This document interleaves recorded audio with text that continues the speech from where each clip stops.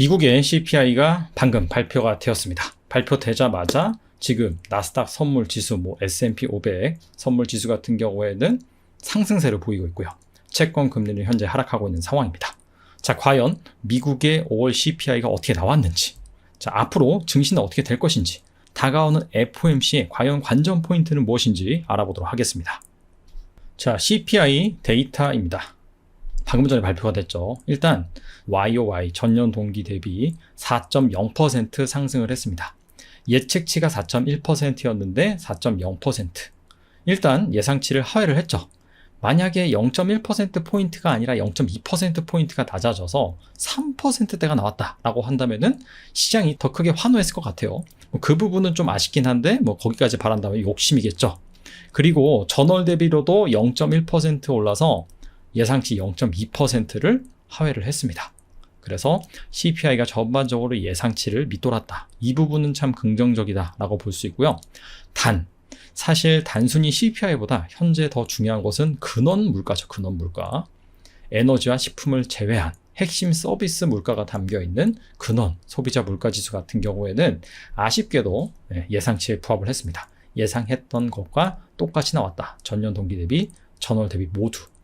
그리고 끝으로 실질 임금 같은 경우에는 전월 대비 0.1% 오히려 하락했어요. 예상치가 0.1% 상승이었는데 0.1% 하락했다. 이 부분은 중요하죠. 왜냐하면 근원 소비자 물가 지수, 코어 이 CPI에서 핵심 서비스 물가를 견인하는 그 주체가 바로 임금 상승률인데 임금 상승률이 둔화되고 있다라는 부분은 확실히 향후에 이 코어 CPI도 다소 좀 둔화될 수 있다라는 시그널을 주는 것입니다. 자, 5월 CPI 세부 항목을 한번 살펴보겠습니다. 일단 식품이 전월 대비 0.2% 상승을 했습니다. 우려할 수준은 아니죠. 에너지가 정말 크게 하락했어요. 마이너스 3.6%. 2월에도 하락하고 3월에도 하락하고 4월에 살짝 반등했지만은 5월도 역시나 이 국제 유가가 하락을 하면서 이 가솔린 가격이 크게 급락한 나머지 3.6% 하락해서 전체 CPI를 하락시키는데 공헌을 했다라고 볼 수 있고요. 단 식품과 에너지를 제외한 코어 CPI 같은 경우에는 0.4% 상승을 했습니다. 사실 상품 물가가 전월 대비 0.6% 올랐는데 지난달에도 역시나 같은 상승률을 보였거든요. 4월과 마찬가지로 중고차 가격이 4.4% 오르면서 전반적인 상품 물가를 견인을 했고요. 메디컬 케어 상품 같은 경우에도 0.6% 올라서 계속해서 강세를 보이고 있는 상황입니다. 렌트비 가장 큰 비중을 차지하는 부분이죠. 아쉽게도 5월 달에는 0.6% 전월 대비 올랐어요. 4월 달에 이 상승세가 참 둔화돼서 5월 달에도 역시나 둔화되길 기대를 했는데 오히려 소폭 상승하면서 이 코어 CPI를 올리는 데 기여를 했다라고 볼 수 있고요. 긍정적인 것은 나머지 핵심 서비스 물가 같은 경우에는 오히려 하락을 했습니다. 자, 이 부분이 어떻게 본다면은 실질 임금 상승률, 이게 요번에 하락했잖아요. 그거와 맞물려서 좀 하락하지 않았나 생각해 볼 수 있는 대목입니다. 실제로 이 실질 임금 같은 경우에는 2월 발표된 데이터까지는 상당히 좀 견조했는데 그 이후에 보시면은 전반적으로 하락세를 하고 있는 상황입니다. 자, 그래서 이 부분이 향후의 핵심 물가를 안정시키는데 기여를 하고 있다. 기대감을 심어주고 있다라고 볼 수 있을 것 같아요. 정리를 하면은 렌트비만 좀 빠져준다라고 한다면은 긍정적일 것 같습니다. CPI가 발표된 이후에 자, 시장의 반응, 시장의 이 기준금리 컨센서스를 살펴봐야겠죠.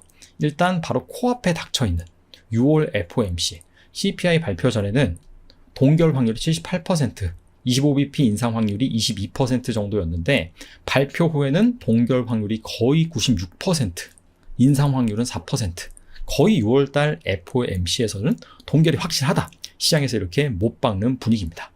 자, 중요한 건 사실 7월이에요. 왜냐면은 6월달에 동결할 것이라는 것은 시장에서 이미 한 달 전부터 컨센서스가 형성이 되어 있었기 때문이죠. 자, 그런데 7월 인상 확률을 살펴보면은 자, 동결 확률도 다소 좀 높아졌죠. 29%에서 33%. 자, 그런데 25bp 인상 확률도 56%에서 66%, 10%포인트 정도 더 상승을 했습니다.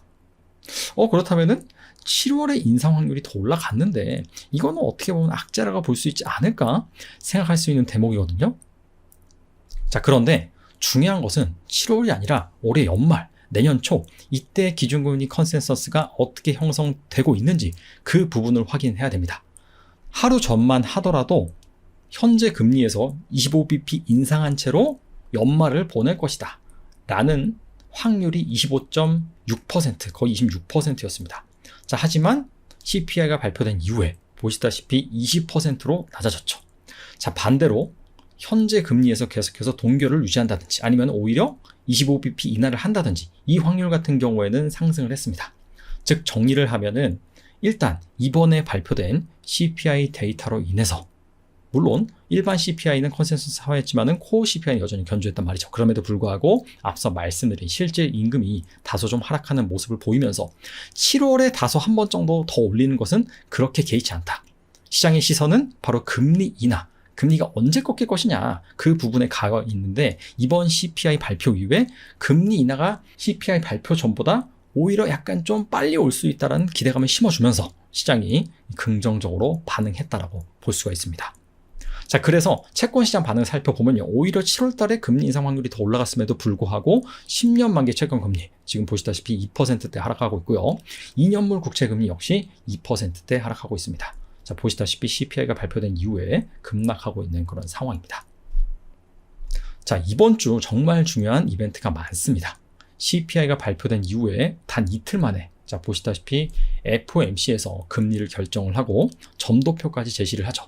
일단 내일 같은 경우에는 5월 PPI 생산자 물가 지수가 있습니다. 사실 CPI가 이미 발표됐기 때문에 PPI 같은 경우에는 뭐 그렇게 중요하진 않을 수 있다고 볼 수가 있어요. 여기에서 예상을 크게 빗나가는 상황만 펼쳐지지 않는다라고 한다면은 시장에 충격을 주는 부분 같은 경우에는 제한적일 것 같고요. 그 다음에 금요일 같은 경우에는 연준 위원들의 연설이 있고 기대 인플레이션 등이 발표가 됩니다. 하지만 뭐니 해도 가장 중요한 것은 바로 목요일이죠. 일단 목요일 새벽 FOMC 금리 결정이 나옵니다. 여기에서 거의 100% 금리 동결을 예상하고 있는 상황이고요. 중요한 것은 바로 점도표입니다. 점도표를 어떻게 제시를 하냐. 일단은 이전 점도표에서는 5%에서 5.25% 여기에 가장 많은 연준 위원들이 투표를 했는데 이번에는 5.25에서 5.5%까지 자, 그 구간에 많이 투표를 할 것으로 예상이 되고 있는 상황이에요. 여기까지만 된다 하더라도 시장에 큰 충격은 없을 것 같긴 한데 만약에 그걸 넘어서는 점도표 중간값이 나온다라고 한다면은 시장에 단기적인 충격을 줄 수 있습니다. 그리고 점도표 다음에 파월의 발언, 기자회견 이 부분도 정말 중요하겠죠. 파월의 발언에서 금리 인하 뉘앙스 이건 바라지도 않습니다.